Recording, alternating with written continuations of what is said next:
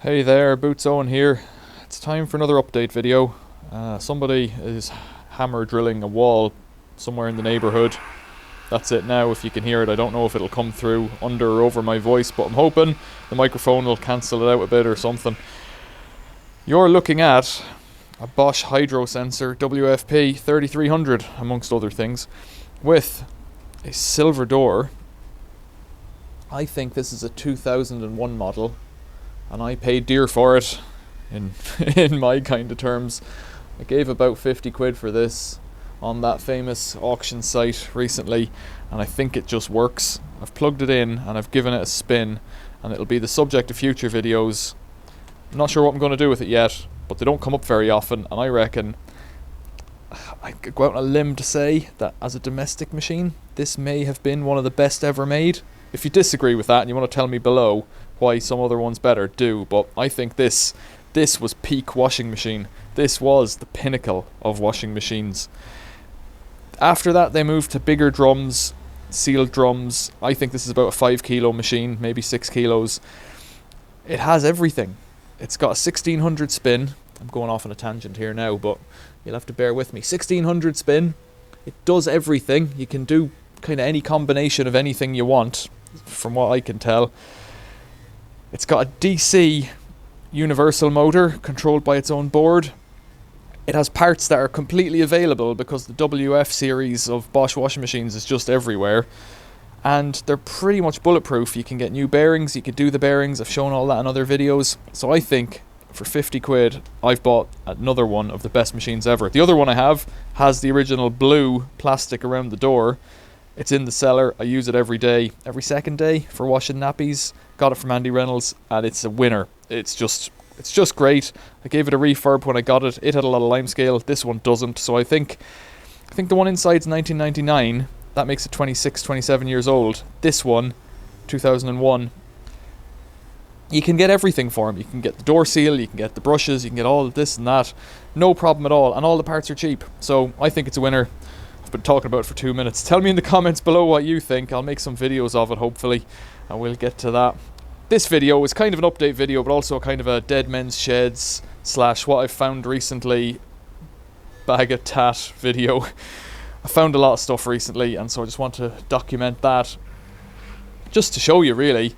I've been shopping a bit. Shopping's a weird word because a lot of the stuff is free, but you've got to go and get it from different places. So this hedge trimmer, a Bosch hedge trimmer with a nickel cadmium battery, which does work. He told me it was rubbish, and I think it's been in the shed for ages. I got it off a neighbour.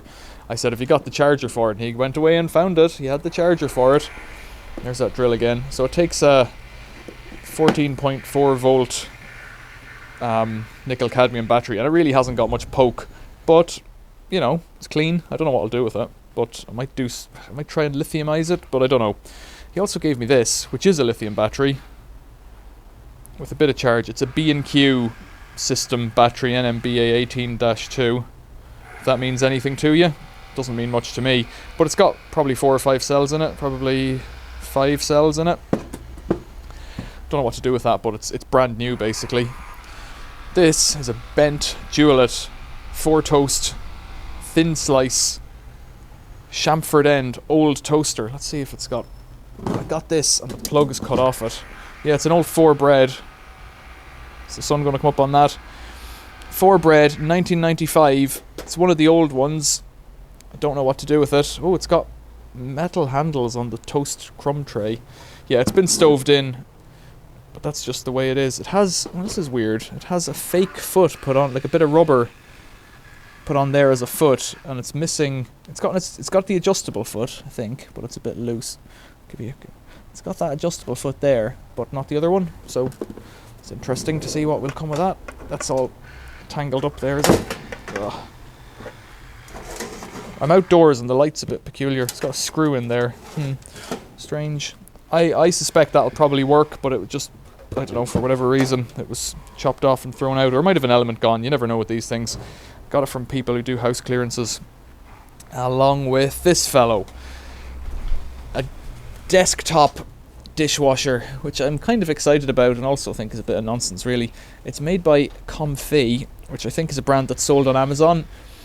Don't know if it works. Presume it doesn't. I don't know, did Techmoan do a video about one of these a long time ago? I'll go around and have a look. I haven't looked at this at all. It seems to close alright. I think you just pour water in the top, and then it has to drain out through that... Which one? I don't know, actually. Maybe that's water in and water out. I'm going to have a look at this. It's a dishwasher KWH-TD305-W, 860 watts, capacity 3 settings, which is kind of useless to me. But I know somebody who might want that, and that's why I picked it up. On the floor recently, found those 2 planers. That one's got a broken belt. The belt's on top of it. Good motor, good blade. That one, the motor, it's pretty spicy. That's a little sander. Picked it up, it just works. Found these fellows. Now these are just interesting as far as I'm concerned. This one, it's an aluminium patent applied for floorboard lifter, Delway. And I think the idea is you put that onto your floorboard, put in as many screws as you can get into it all around, and then just crank it up and it lifts the floorboard. This fellow I saw beside it, I thought, I know what you are. And then it proved itself. It's a Delway floorboard tongue cutter with little wooden wheels. Look at that. It's not been used much. A cutting disc there in presumably some kind of steel, carbon steel of some kind. And the idea is you put that onto the floor, between the floorboards, and you put your toe in there, put your weight on it, and just cut the floorboard tongue off, and then lift up the floorboard with that for tongue and groove flooring. I guess you could use that on butt-edged flooring as well. This is a voting box of some description, an old metal one. It's open, but there's no key in it, so I don't have a key for it. But you can open the slot. I guess you could use it for money and stuff as well, but it's not very strong, so it's got little tags on it so you can tie it up. And it's quite clean. It's made out of some kind of biscuit tin material. It's got a tag there as well. I'm not entirely sure. But I guess you tie that to this or something with a seal. Don't know. MCEW, Manchester City Electric Works, I think. This was the incomer to a neighbour's house that they were dealing with. It has a live and a neutral, and then a lead shield which acts as earth, which is not bonded to neutral before... Well, it is bonded to neutral before the house, but not at the house. Cast iron box. This is your incomer to a house, a domestic house. Cast iron box, screwed shut, one on each side. Timber plugs. So I don't know where these to have... I think you could have looped connections as well, if that means anything to anyone. Timber, they look like oak to me. The outer ones, anyway. It might be beechwood. No, the rays look like oak on those bigger plugs, which is a bit strange. And then you'd put your wires in, connect them however you connect them. Maybe with lead, actually. Put on your ceramic discs up on top with your cables coming out, and then you fill it full of asphalt or some kind of hot tar. Put in that plug, and then it's all sealed as a connector to your house. Don't know what to do with that other than as a novelty. I thought it was kind of cute, really, but it was going to go in a bin, so I just took it. Asked for it, of course. Behind me, the 2 brats. That red engine should be in that one. Black engine for that one is inside, and I think I've seen that one going recently, and I've just done the ignition on the red one. And I say just done. These are years in progress. That one had the Honda engine that was in other videos, so eventually they'll both go, but they've got some issues with the tin work. And I was thinking, could I make those chutes out of plastic? Because nowadays that's what you'd use, but in the 1960s that kind of plastic didn't exist, so I could make it up out of sheets of plastic. Far easier than making it out of tin. You know? Because this one, the tin works quite good on this one. I say quite good. It's a little bit... No, it's not actually loose. It looks a bit loose. It's not great. The paint is pretty bad, but the paint's not my problem, really. I don't worry about that kind of thing. But this one could go. They could both go. I like them. I think they're fun as a what would that be? 1960s, 60 or 70-year-old machine.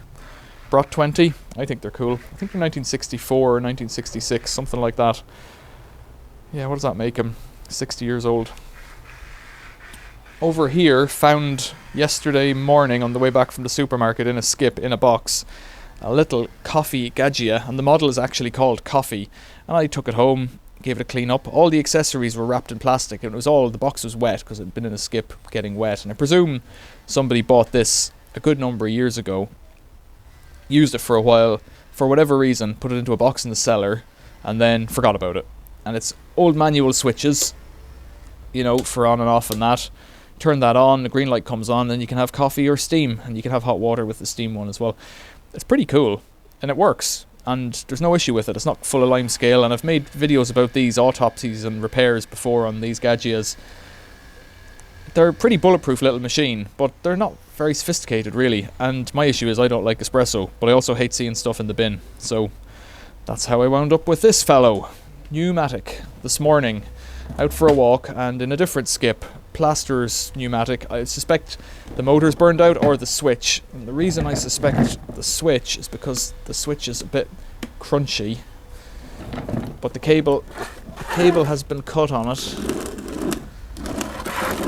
So I don't know, is there any wire in it or not, but I have wires, and I have other Henrys, so I can sort that out. That bag has the cables or the hoses for this washing machine. That noise is doing my head in.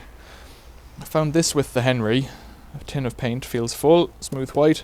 I found this guy, a DeWalt DE7024XJ Type 3. There you go, that's more in focus. It's a little flip-up end stop thing that I think goes onto like bench horses or sawhorses or something like that, or on the end of one of those table saw connectors, and they've got it covered in expanding foam and whatnot, and I think there's a screw missing or a clamp missing from the bottom.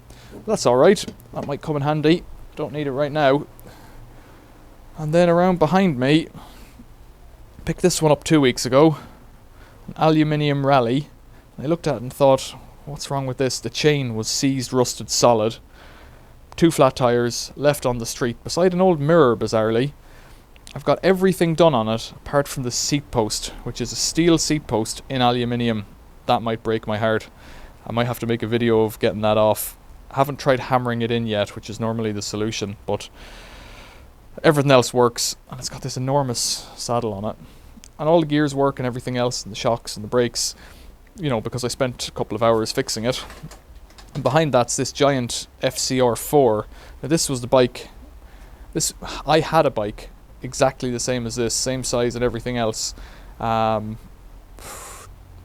up to about 10 years ago. So I had it for about 10 years, and then about 10 years ago, sometime before about 2017, so yeah, about 8 years ago, I got a different one and sold this because all the bearings were wearing out.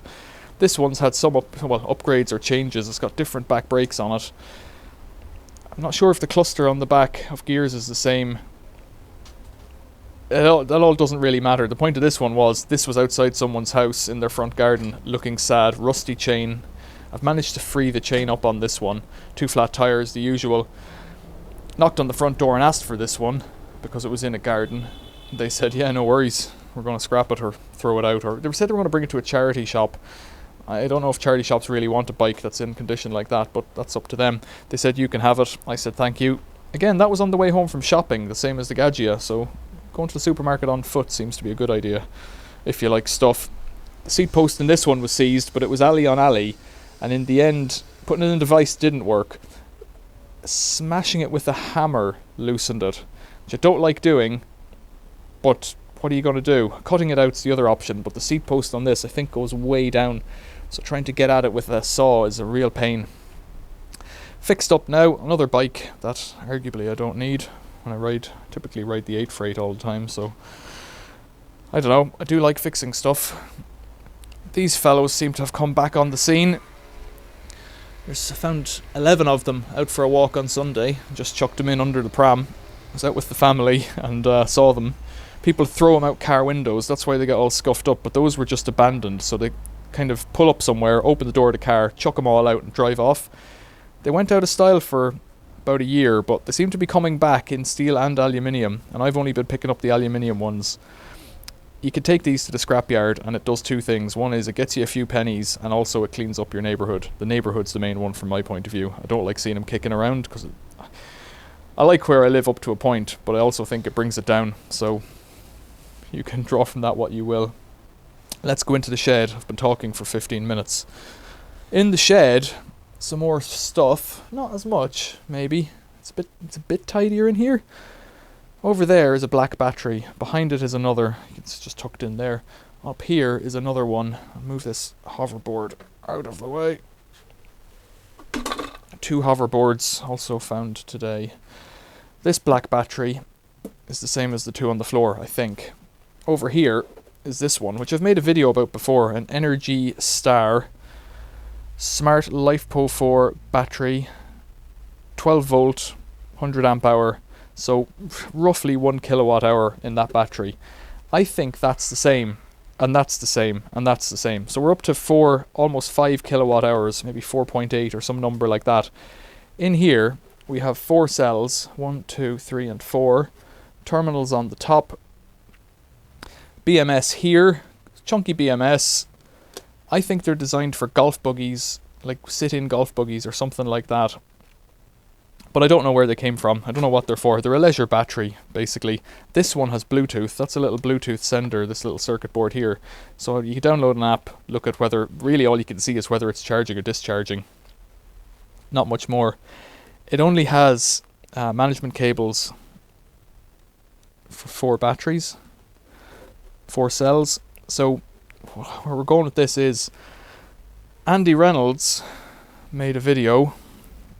Well, he actually did a project kind of with me a while ago with these BMW cells and also Porsche cells. So that's a car battery by the looks of things. 2 terminals on top. But the reality is, if you take the lid off, it's not. It's a lithium-ion battery. It's lithium-ion rather than LiFePO 4 as well. So with that one, you take it off, it's got 4 cells, you take them out, you line them up into a bank of 15 or 16, depending on which system you're on. He's using a 15 cell system because he's running it with a pylon tech, which is also 15 cells, which gives you the voltage for 15 cells.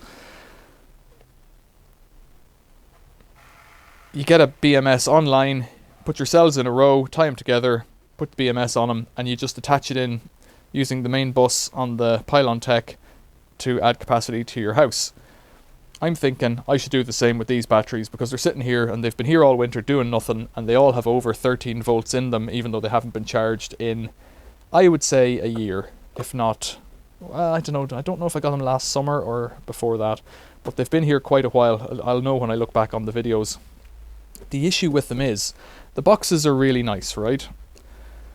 Quite nice boxes, but the only way to get into them is with a grinder, because the lid, if we have a look here, clips together and then it's bonded in with presumably some kind of glue that melts them together like a weld. You can see I tried to chip it apart here and you can't. So the top goes over, completely horseshoes over the lip of the base. So if you can imagine it that way around. So it gives a waterproof seal even if it was dry and the right way up, but then they bond it in, so it's, I don't think it's hot glue. I don't know what it is. One thing's for sure, they don't come off without brute force. Now this one has a big label on the side, this one has nothing. It's slightly different box, nothing on the front, back, side. I don't know if I've checked the bottom actually. Have a quick look. No, nothing on the bottom apart from a number of the plastic that's on it. I presume it's just a case number, but evidence of a sticker that's been peeled off, and I think they all had stickers, the 3 of these. A date of 17/12, I presume that's a date code. It could be the 17th week of 12, it could be year 17, week 12, or month 12, I don't know what the code was. So they're not new, but that doesn't matter. If they're all taken and holding a charge, I could put them onto my battery bank. There'll be 16 cells in there. Presumably these are similar. I don't know, haven't opened one up yet. I presume the 3 of these are identical because they were found together and they all look the same, basically. The other option would be to try and series them up to 48 volts, but I don't know if they like to run or charge in series. I could try it, but the voltage would be too high for the house supply. But maybe that wouldn't matter. I don't know. What do you think? Do you think I should just put them in series first and see what happens? I think that one there, the smart one, doesn't like to be in series at all. I think I read the instructions for that. That doesn't mean I can't just stick it in series and see what happens. You know, they're a leisure battery. It's no biggie, I would say. In here, if I take a step back now, you'll see it's somewhat chaotic again. That thing's in my way, that range. It's been there for 3 months because somebody bought it on eBay and didn't pay, and in the end I gave up and cancelled the sale. So if you know who you are, you should have come and pick it up. It would have been easier for me. In behind it, there's this fellow, which is a Transwave power converter, single to 3-phase, that would run the lathe that's also in behind there. I think it just works. I bought that for money, and I think it should go down in the cellar of the house. Unfortunately, I think it also weighs like 200 kilos. It's a proper beast. It's on a trolley.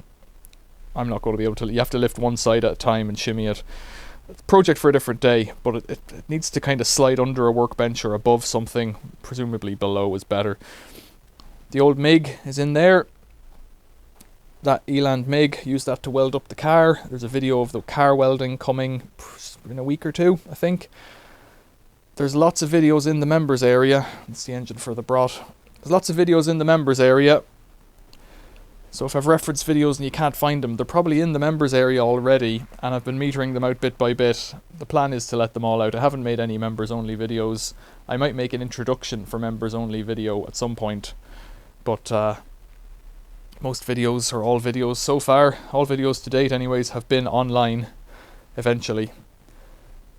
So just subscribe to the channel if you like, and become a member if you want to support the channel, and hit the bell icon and thumbs up and all that. Wonder what else I need to tell you about. What's going on in the cellar? There's a Samsung washer dryer installed that I repaired recently. That video I think is in the members area too. I don't know what else to tell you really. There's that little circular saw there. Found it recently too. It's got a really spicy motor. Bit of a disaster. I found all these linear actuators. I think the white ones came out of a bed, just one bed, and this one I took out of a chair that was left out on the street. It's just a screw ram or something like that with a motor in a box. Runs on single phase. Be quite handy for a workbench to rise up and down. You know, there's more stuff in here. All this stuff really needs to go. Black & Decker blower, that came out of a skip, I think. Jeez, I don't even remember now. Oh no, it didn't. That was left at the side of the road with a lawnmower and a strimmer, and I didn't want them, so I just took that. Bosch lawnmower, I should have taken it, but I don't want it, so what's the point in taking it? And a Shark steam thing, and I think it's broken. I don't know.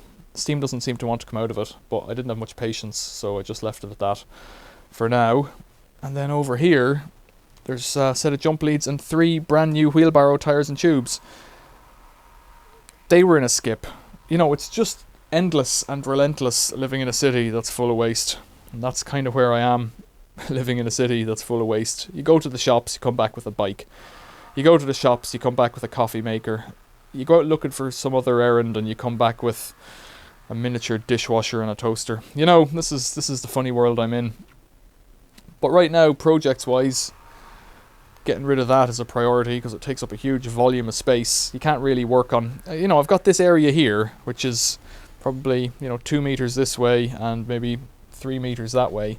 But it's not ideal. I want to use the table, so I've got some projects for that. I also have a workbench in under all this stuff, basically. Stuff. There's boxes of stuff. That box there, the blue box with Shell written on it, that's my gas welding box, so it's gas stuff in there. This is my spare cords box above it. It's just spare cords, you know. I went looking for the spare cord charger for those micro scooters, and I have a feeling it's on that bench, but it's in one of the boxes, and that means moving another box, and that means moving another box and putting that box somewhere. Like, there's just boxes of radio controlled drone stuff there that I found, and none of it seems to work, and I'm reluctant to throw it away because I think it might work. But when it's on the bench, it's in a bad spot, and that's no good. I found that piece of workbench there sometime before Christmas. I think it's 40mm or 35mm thick laminated oak, but solid oak. It's got to be 2 meters long. It's useful for something, for somebody. It's in my shed, and this is where I am. So I've got to sort that out. Right, sort that out. The charger wasn't in there where it should have been. So there's jobs on the go, pottering away, doing what I like to do. It's kind of, it's nice to have your own shed. I've gotten rid of some stuff recently. This isn't it. Clearly, that's a gas fire that was on a gas bottle.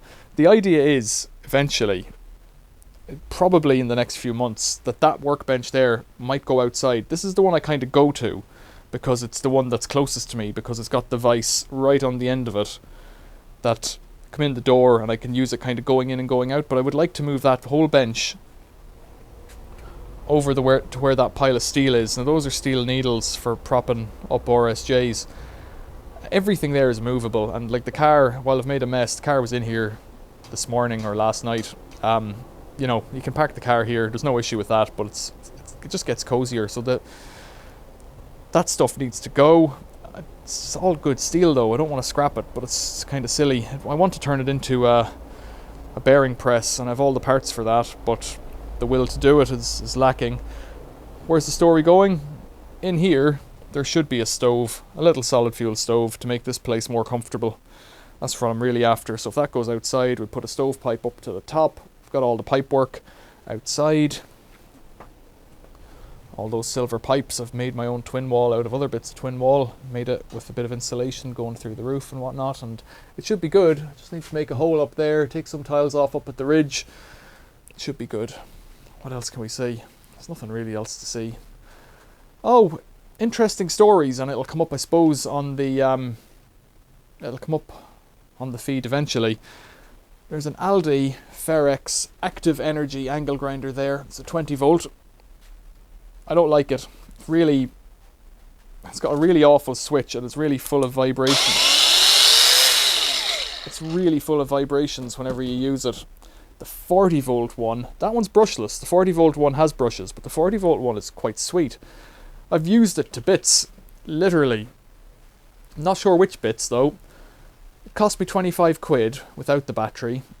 I've had it for 2 years or something. I've used it quite often. It's the go-to one, the 40 volt. It normally sits up on the top shelf. Well, it broke a few weeks ago. So I looked back through all the receipts that I've had going back the last few years, and I found the receipt for it. And I contacted the email address and sent them the receipt, and they sent me 25 quid. And it's just no good. I don't need 25 quid. I don't mind having another 25 quid. But all I've got is a broken grinder and 25 quid. So there's a video coming. It's taken apart on the bench in the cellar. Big Clive did a video of it, so I kind of understand what's going on in the control board, but I'm not going to try and fix it. Not the control board, that is. What I think I'm going to do is just hotwire it straight to the switch. What that will do is it will remove any soft start function and battery monitoring function that the board might have had. So I don't know about that, but I'm going to give it a go. And as it stands, you can't get parts for them. I might find another one at a car boot sale for a tenner or fiver or some price like that. Kind of just hoping they come back in Aldi, because well, Aldi owes me nothing. I'll just put 25 down for a new one and 25 down for a spare one is what I'll do. And if they ever break, I'll claim it in.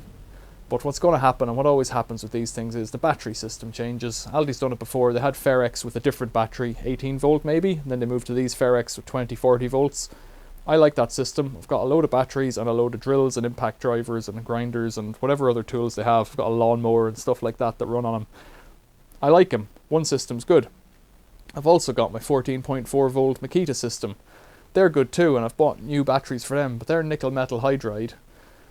They've got enough power for drilling, but they're not great. There's an impact driver somewhere. It's not very good. So they're kind of an interim, but they're not great. And they work quite well, and they're on my go-to shelf for stuff. So they're all right. But as it stands, I've got 25 quid, and I've got the 20 volt grinder, but that's just not great for cutting. I use it for the flap disc, but not for cutting. So that's my story anyways, though. If you're going to buy stuff, get it with a 3-year warranty. That's just no quibble. I wish they'd sent me another one or repaired it. Especially I wish they'd repaired it, because that would mean that the thing doesn't go in landfill and the new one's not made. But this is where we are. I've got my money back, so at least they might have an incentive to make it better next time. As for now, I'm going to say goodbye. I've been talking for half an hour, the best part of it. I need to go and tidy up out here. Maybe play with that dishwasher and see if it works. Fit a new cable on it. Right, questions or comments, leave them below. Think about subscribing, think about liking, think about becoming a member. There's a Buy Me a Coffee link down below. There's a PayPal link down below. if this video or any of my other videos have been helpful, please think about supporting the channel in one of those many ways, or just give us a comment, because I like a comment. I like reading them and I like replying to them. So, talking, my mouth is dry. Thanks for watching. See you later.